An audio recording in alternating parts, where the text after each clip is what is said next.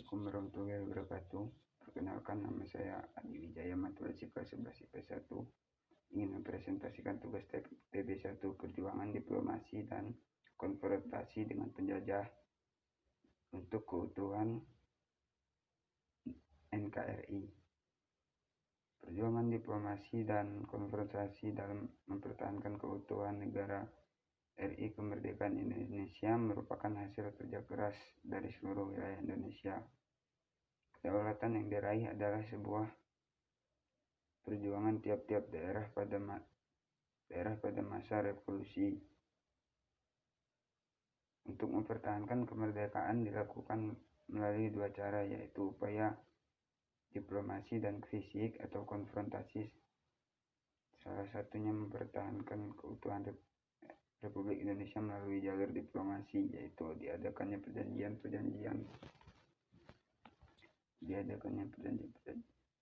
perjanjian adalah persetujuan antar negara yang menimbulkan hak kewajiban antara pihak-pihak yang mengadakannya. Sebab diadakannya perjanjian tersebut berawal dari kemarahan NIC yang menemukan kenyataan bahwa pemerintah Republik Indonesia telah berjalan dengan efektif. Pihak NICA marah karena mereka merasa sebagai pihak yang berhak menguasai Indonesia. Sementara NICA yang berhasil masuk di antara pasukan Inggris kemudian berhasil membuat pemerintahan Jakarta dan memprovokasi bekas intern untuk melakukan teror di wilayah Republik Indonesia. Selain itu, NICA juga berhasil mendaratkan 800 marinir Belanda di Jakarta pada tanggal 30 Desember 1945 yang mendapat protes keras dari pihak Republik. Tindakan NICA dan tentara sekutu menimbulkan konflik bersenjata di setiap wilayah. 1. Perjanjian Renville 8 Desember 1947 dan 17 Januari 1948. Pasca peristiwa agresi militer Belanda 1, PBB membentuk Komisi Jasa Baik yang bertugas membantu penyelesaian konflik antara Indonesia dan Belanda. Komisi tersebut beranggotakan 3 negara yang terdiri atas Amerika Serikat, Australia, dan Belgia, yang dikenal dengan Komisi 3 Negara. KTN yang bertugas di Indonesia kemudian berhasil mengajak Belanda dan Republik Indonesia kembali berunding. Perundingan dilakukan di atas kapal Renville. Delegasi dari Indonesia dipimpin oleh Amir Syarifuddin dan delegasi Belanda dipimpin oleh Abdul Hadi Wijoyo Atmojo. Perundingan dimulai pada 8 Desember 1947 dan tersendat-sendat. Hal tersebut disebabkan oleh garis Van Mock. Adapun isi dari perjanjian Renville yaitu: A. Belanda berdaulat di seluruh Indonesia sampai kedaulatannya diserahkan kepada Republik Indonesia Serikat yang segera dibentuk. B. Sebelum RIS dibentuk, pemerintah Belanda akan menyerahkan sebagian kekuasaannya kepada suatu pemerintahan federal sementara. C.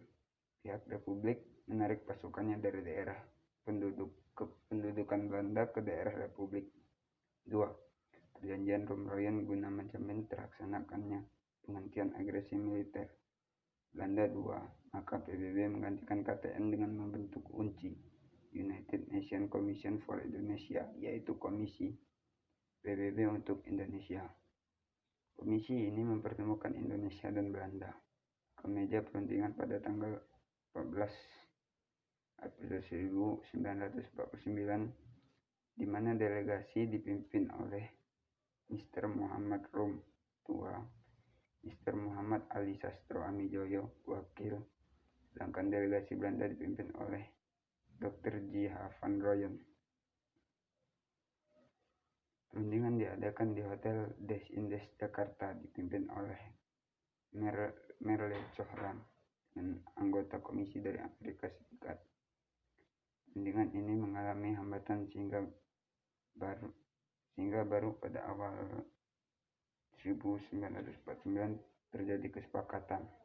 Isi perjanjian Rum-Rayyan statement sebagai berikut.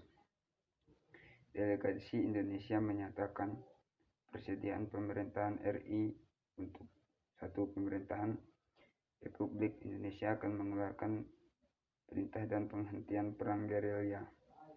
2. Bekerja sama dalam mengembalikan perdamaian dan menjaga ketertiban dan keamanan. 3. Turut serta dalam KMB di Den Haag dengan maksud untuk mempercepat penyerahan kedaulatan yang sungguh dan lengkap kepada negara Indonesia Serikat dengan tidak bersyarat. B. Pernyataan delegasi Belanda yang dibacakan oleh Dr. Haji van Rooyen, yaitu: Pertama, pemerintahan Belanda setuju bahwa pemerintah RI harus bebas dan leluasa melakukan jabatan sepatutnya dalam satu daerah meliputi Karisidenan, Yogyakarta. 2. Pemerintah Belanda membebaskan tak bersyarat pemimpin-pemimpin dan tahanan politik yang tertangkap sejak 19 Desember 1948. 3. Pemerintah Belanda menyetujui RI sebagai bagian dari negara Indonesia Serikat. 4. KMB di Den Haag akan diadakan selekasnya sesudah pemerintahan RI kembali ke Yogyakarta.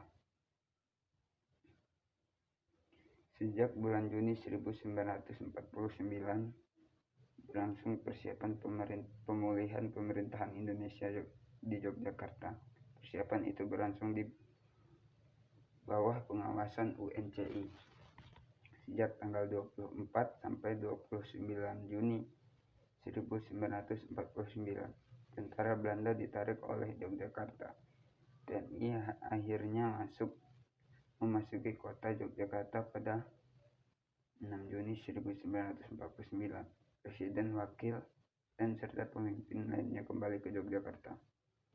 Sebagai tindak lanjut perjanjian Rum-Rayyan, pada tanggal 22 Juni 1949 diadakan perundingan antara Republik Indonesia (BFO) dan Belanda dan hasilnya sebagai berikut.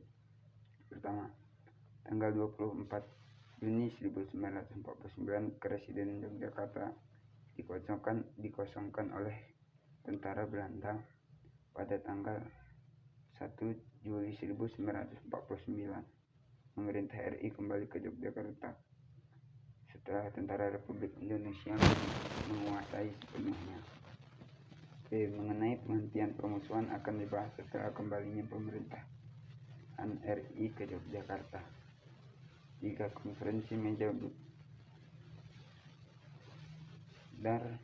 atau KMB akan diadakan di Den Haag